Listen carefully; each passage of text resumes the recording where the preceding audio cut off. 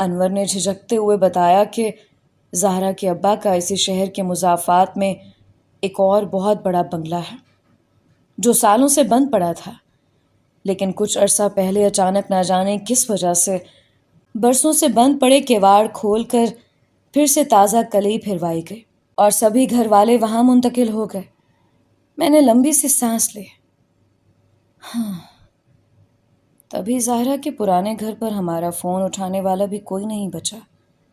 انور کی آنکھیں بار بار چھلک جاتی تھیں۔ اسے میرے ساحر سے عبداللہ بننے تک پورا احوال معلوم تھا، اور یہ انور ہی تھا جس کی گاڑی دیکھ کر میں پہلی مرتبہ درگاہ پر رکا تھا۔ میں نے انور سے زہرا کے دوسرے گھر کا پتہ پوچھا۔ وہ کچھ ہکلایا۔ آپ وہاں نہ جاؤ ساحر بابا، میرا مطلب ہے پہلے آپ پوری طرح ٹھیک ہو جاؤ پھر جانا۔ ابھی آپ کی طبیعت ٹھیک نہیں ہے۔ میں نے غور سے انور کو دیکھا۔ تم جانتے ہو انور، میرا جنوں اس مقام پر ہے جہاں مجھے منزل تک پہنچنے کے لیے راستوں کی ضرورت نہیں پڑتی۔ میں جس راستے پر بھی چلوں وہ راستہ خود مجھے زہرا کی چوکھٹ پر پہنچا دے گا۔ تم اگر مجھے آزمانا چاہتے ہو تو یوں ہی سہی۔ میں جانے کے لیے اٹھ کھڑا ہوا۔ انور نے لپک کر میرا ہاتھ پکڑ لیا۔ ساحر بابا، میں آپ کو بھی خوب جانتا ہوں اور آپ کی دیوانگی کو بھی۔ میں نے آپ کی نظر کی تپش سے سخت فولاد کو پگھلتے دیکھا ہے، لیکن میری آپ سے التجا ہے کہ ابھی آپ وہاں نہ جاؤ۔ جہاں تک میری معلومات ہیں، اس ماہ زہرا بی بی کی منگنی کی تیاری ہے وہاں پر۔ خرم میاں اسی شہر کے ایک بڑے رئیس کی اکلوتی اولاد ہے۔ میں آپ سے منت کرتا ہوں آپ وہاں نہ جائیں، اسی میں شاید سب کی بھلائی ہے۔ انور نہ جانے اور کیا کچھ کہتا رہا، لیکن میرے کانوں میں وہ پہلے ہی ایک ایسا پگھلا سیسا انڈیل چکا تھا کہ جس کے بعد میری سماعتوں کو اور کچھ سننے کا چارہ ہی نہ تھا۔ میں وہیں بینچ پر ٹھہر گیا۔ جاتے جاتے انور میری حالت کے پیش نظر مجھے زہرا کے دوسرے مکان کا پتہ دے گیا، بلکہ اس نے مجھ سے وعدہ کیا کہ وہ خود مجھے وہاں لے کر جائے گا۔ لیکن اب بھلا میرا وہاں کیا کام تھا؟ میرا ہم سفر تو اپنی راہ بدل چکا تھا، پھر وہاں جا کر اس کی راہ کھوٹی کرنے سے بھلا کیا فائدہ؟ پتہ نہیں کیوں، لیکن مجھے ہمیشہ سے اپنی وفا کی دہائیاں دینے والے بہت برے لگتے تھے، جیسے وہ اپنے کسی انمول جذبے کی توہین کر رہے ہوں۔ وہ وفا ہی کیا جسے رو کر اور دہائی دے کر بیان کرنا پڑے۔ اگر دنیا کا بازار ہی کھوٹا ہے تو پھر اپنے وفا کے چمکتے سکے کی بے حرمتی کرنا فضول ہی تو ٹھہرا۔ بے وفائی کی سولی چڑھنا ہی مقدر ہو تو پھر خاموشی سے چپ چاپ یہ پھندا اپنے گلے میں ڈال لینا چاہیے۔ چیخو پکار کر کے اور زمانے بھر کو اپنی رسوائی کا تماشا دکھا کر خود کو کمظرف ثابت کرنا مجھے گوارا نہ تھا۔ لیکن یہ دل، ہاں، یہ دل ہی تو ہمیں عرش سے فرش پر لا پھینکتا ہے۔ ہماری خودداری، انا، ہمارا سب کچھ اسی دل کے پاس ہی تو گروی پڑا رہتا ہے۔ تب ہی یہ ہماری انا اور خودداری کے سودے سرے بازار کرتا پھرتا ہے۔ ایک لمحہ پہلے ہم جس ارادے کا اٹل فیصلہ کر کے سکون کا ایک سانس بھی پوری طرح نہیں لے پاتے کہ دوسرے ہی لمحے یہ فیصلہ بدل دیتا ہے، ہمیں پھر سے اسی بے چینی اور اسی تڑپ کی ننگی برچھیوں کے جنگل میں لا پھینکتا ہے جہاں پل پل مرنا ہی ہمارا مقدر ٹھہرتا ہے۔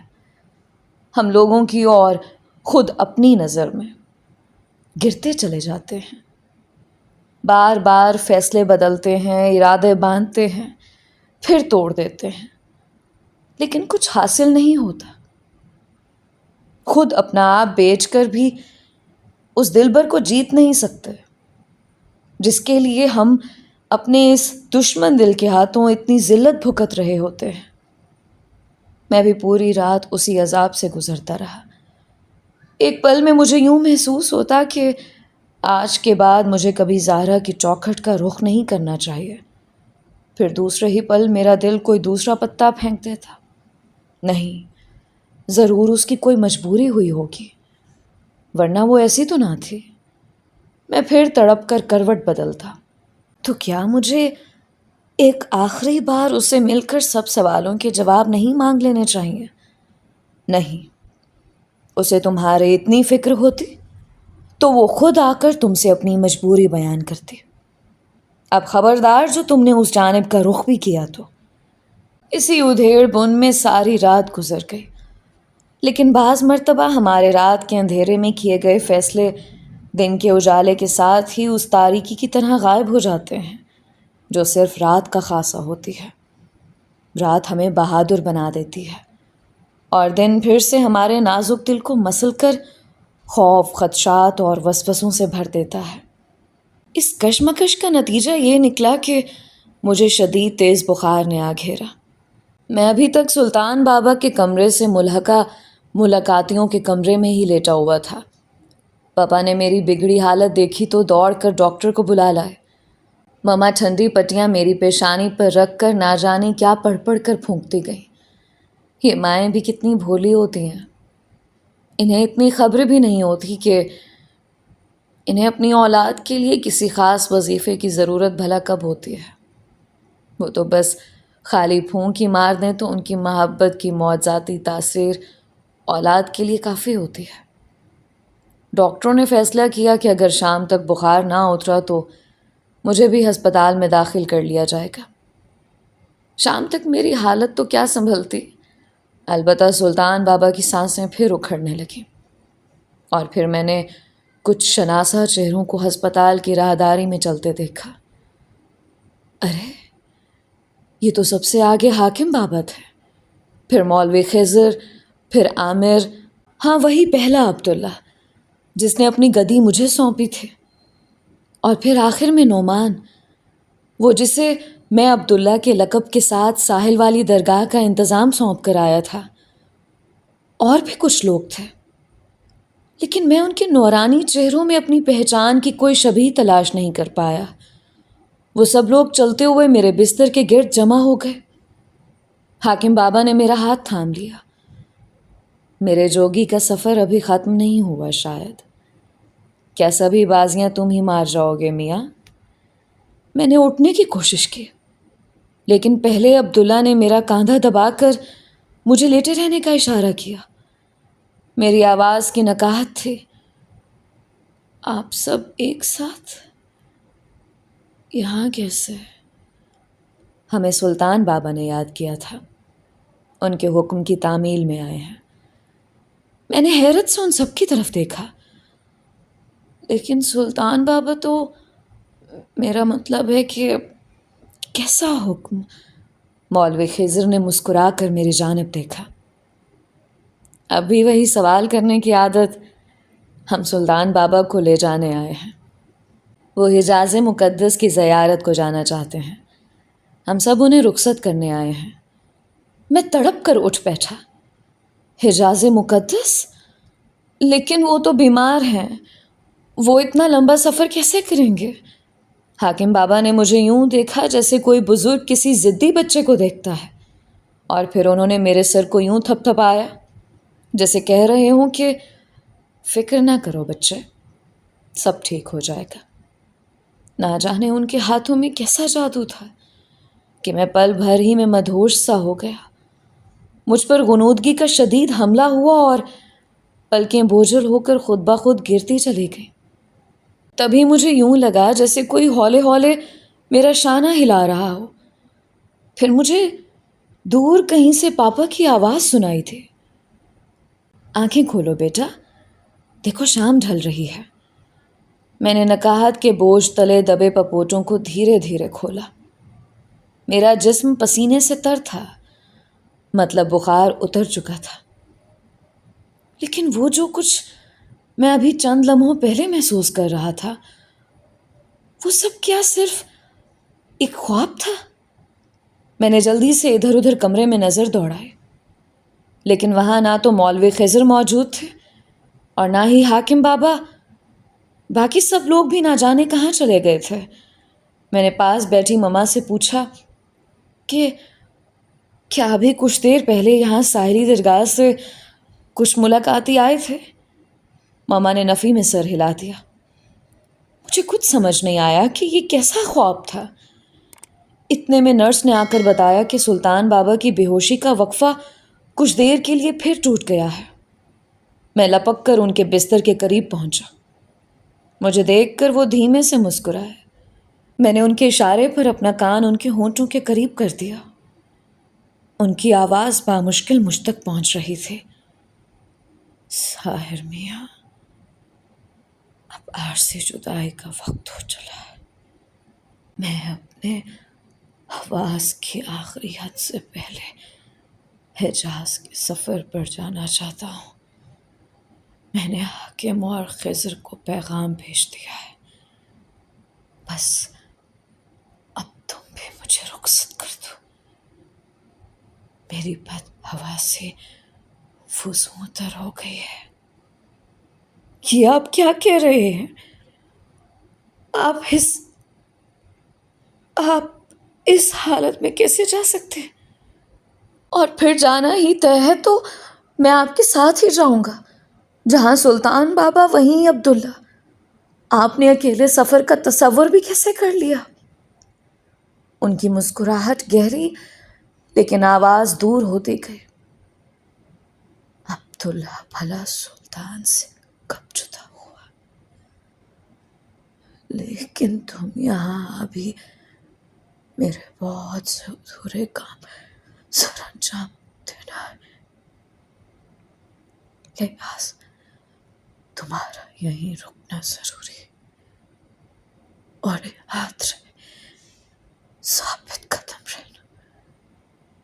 وقت کی آندھی اپنا آخری زور ضرور لگائے گی، تمہارے قدم اکھاڑنے کی کوشش بھرپور کرے گی، مگر تمہیں جمے رہنا ہوگا۔ یہی میرا آخری حکم ہے۔ میں نے اپنے آنسو روکنے کی کوشش کی، لیکن پھر بھی ان کی ہتھیلیوں کی پشت بھیگتی چلی گئی۔ لیکن میں یہاں اکیلا کیسے رہ پاؤں گا؟ مجھے تو ابھی ٹھیک سے چلنا بھی نہیں آتا، اور آپ مجھے براہ راست دوڑ کے میدان میں دھکیلے جا رہے ہیں۔ میں ٹوٹ جاؤں گا آپ کے بنا۔ ان کی آواز ٹوٹ کر ابھر رہی تھی۔ کوئی کبھی کسی کے ساتھ ہمیشہ نہیں رہتا ساحر میاں۔ ہم سب کو ایک نہ ایک دن جدا ہو جانا ہوتا ہے، لیکن اطمینان رکھو، یہ جدائی صرف اس خاکی جسم کی جدائی ہوگی۔ سلطان بابا تو ہمیشہ تمہارے آس پاس موجود رہے گا۔ اب مسکرا کر میری طرف دیکھو ایک بار۔ تم نے سلطان کو بھی اپنے سحر کے حصار میں لے ہی لیا ہے میاں۔ واقعی پکے ساحر ہو۔ میں ان کے لبوں پر مسکراہٹ دیکھ کر خود بھی ان کی دل جوئی کے لیے مسکرا دیا۔ انہوں نے اپنا لرزتا ہاتھ میرے سر پر رکھا اور پھر غنودگی میں ڈوبتے گئے۔ مجھے کچھ سمجھ نہیں آ رہا تھا کہ یہ سب کیا ہو رہا ہے۔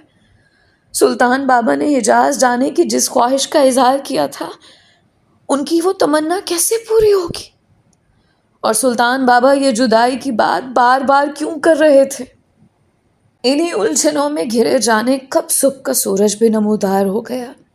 صبح ان کا معائنہ کرنے والے ڈاکٹروں کی ٹیم کے چہرے پر مایوسی کے اثرات میں صاف محسوس کر سکتا تھا۔ مجھے اسی ہجوم میں کسی ڈاکٹر کی سرگوشی سنائی تھی، صرف دماغ ہی کام کر رہا ہے، باقی تمام اعضاء تقریباً کام چھوڑ چکے ہیں۔ میرا جی چاہا کہ میں اس شخص کا گریبان پکڑ لوں اور چیخ چیخ کر پورے ہسپتال سے کہوں کہ یہ سب جھوٹ ہے۔ ابھی چند گھنٹے پہلے ہی تو انہوں نے مجھ سے بات کی تھی، میں نے خود اپنے ہاتھوں ان کے منہ میں پانی ٹپکایا تھا، پھر یہ ڈاکٹر اناپ شناپ بولے جا رہا تھا۔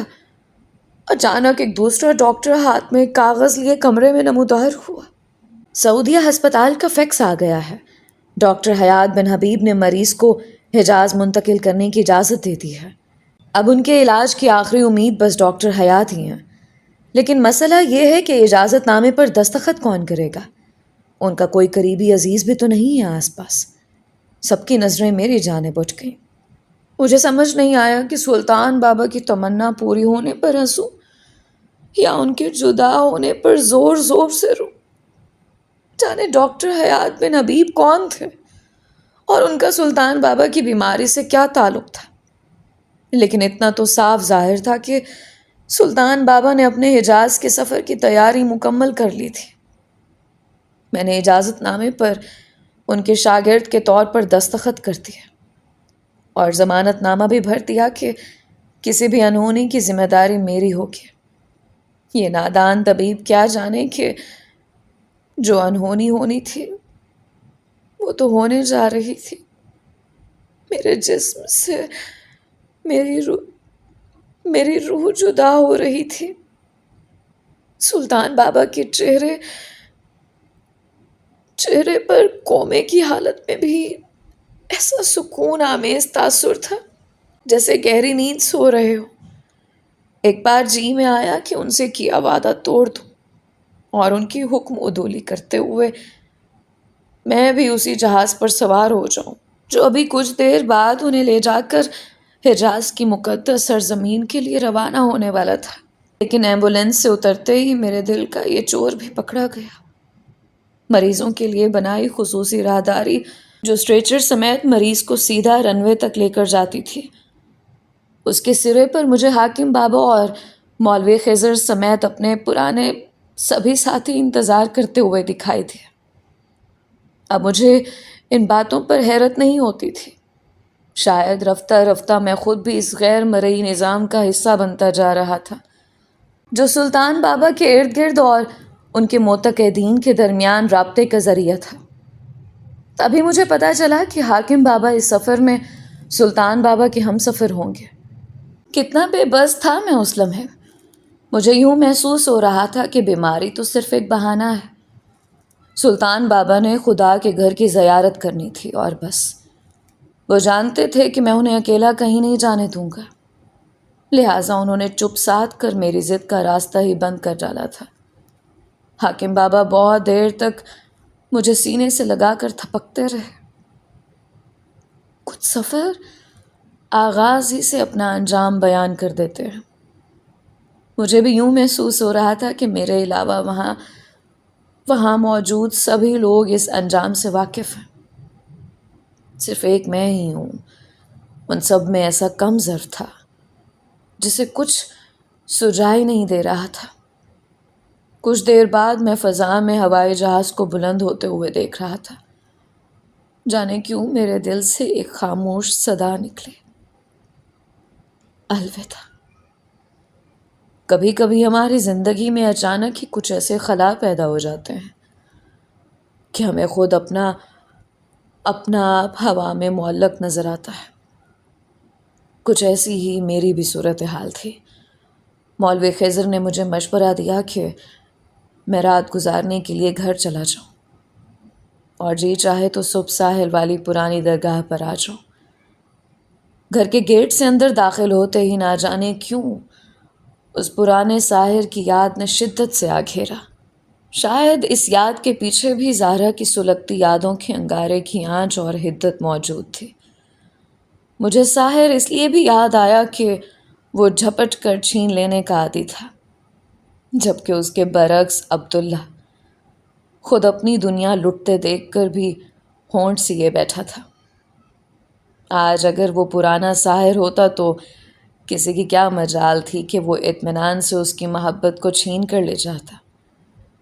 وہ زہرا کے محل کی چوکھٹ پر جا بیٹھتا اور اپنی قضا یا پھر زہرا کا ہاتھ کوئی ایک سوغات لے کر ہی واپس لوٹتا۔ لیکن یہ کیسا المیہ تھا کہ سلطان بابا نے میرے اندر کی ساحر کی تمام گرہیں عبداللہ نام کی عاجزی سے باندھ رکھی تھیں۔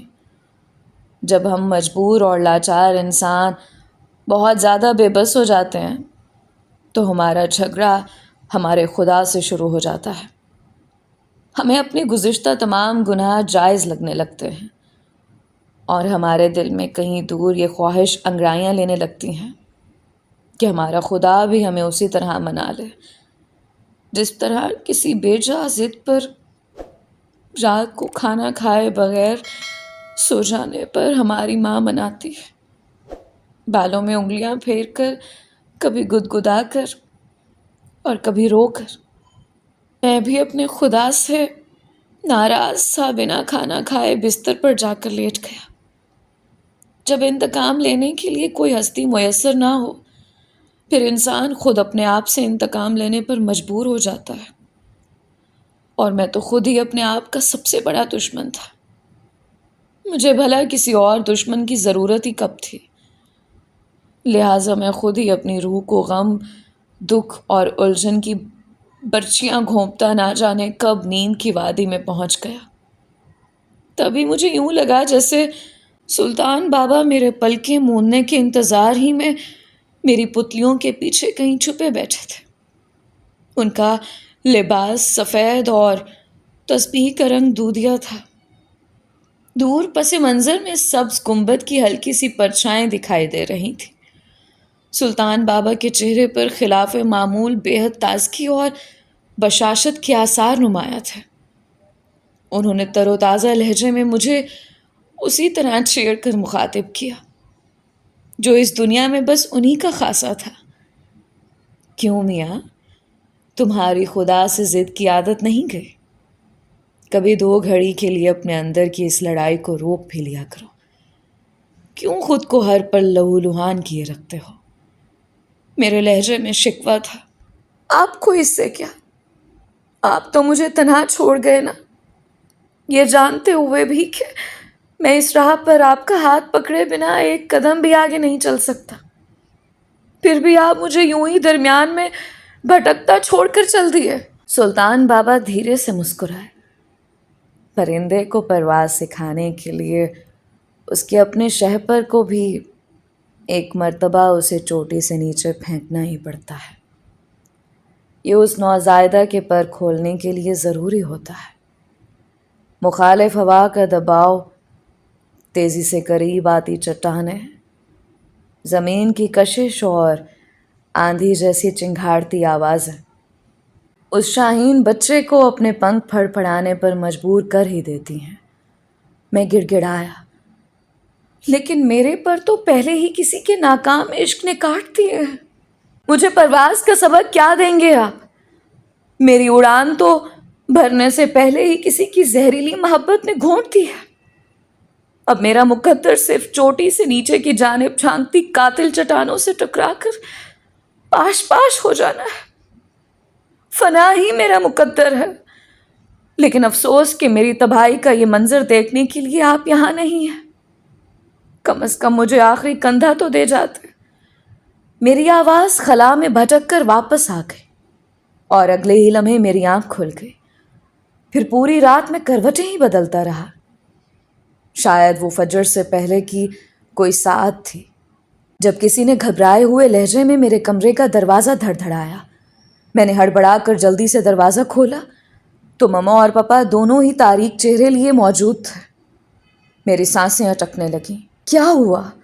مما نے کچھ کہنے کی کوشش کی، لیکن ان کی آواز اندر ہی گھٹ گئی اور وہ رونے لگی۔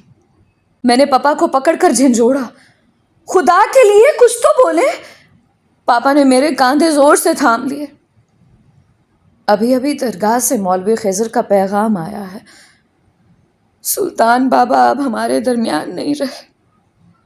میری سماعتیں شل ہو گئی۔ اس کے بعد پاپا نہ جانے کیا بولتے رہے، مجھے صرف ان کے لب ہلتے ہوئے محسوس ہوئے۔ شاید میں وہیں گھٹنوں کے بل زمین پر گر بھی گیا تھا، اور شاید نیچے ڈھہتے وقت دروازے کی چوکھٹ میرے سر سے بھی ٹکرائی تھی، کیونکہ میں نے مما کو جلدی سے اپنا دوپٹہ پھاڑ کر سر پر پٹی باندھتے محسوس کیا۔ لیکن کیا میری نسوں میں ابھی خون کی روانی باقی تھی؟ اور کیا میری سانس ابھی چل رہی تھی؟ کیا میری بصارت کا ہر رنگ ابھی قائم تھا؟ اگر ایسا تھا تو پھر میں واقعی بڑا کمزور تھا۔ عقیدت اور محبت کا تقاضا تو یہی تھا کہ میرے حواس بھی ٹھیک اسی لمحے ہمیشہ کے لیے معطل ہو جاتے جس لمحے میں نے پاپا سے وہ لفظ سنے تھے۔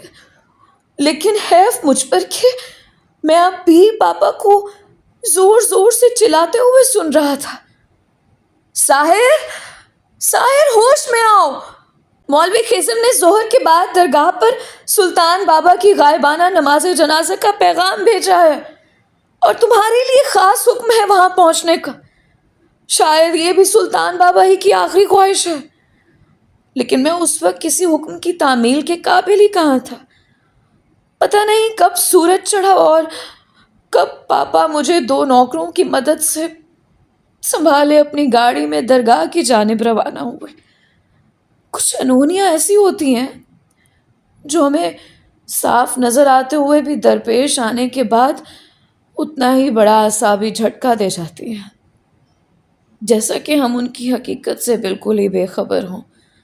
میں کہیں نہ کہیں یہ بات سلطان بابا کے حجاز کے سفر پر روانہ ہونے سے پہلے ہی جانتا تھا کہ شاید یہ ان کا آخری سفر ہے، لیکن ان کی قضا کی خبر نے میرے اندر سب ہی کچھ ختم کر کے رکھ دیا تھا۔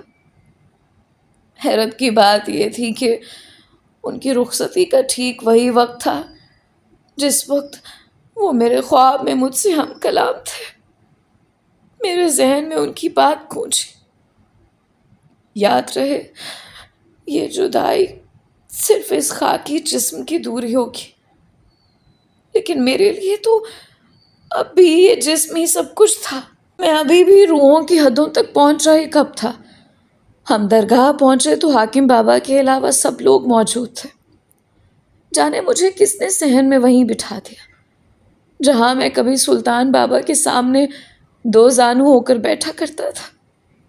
مجھے تو اب ہر جانب وہی نظر آ رہے تھے۔ پھر یہ لوگ ان کی جدائی پر اس قدر افسردہ کیوں بیٹھے تھے؟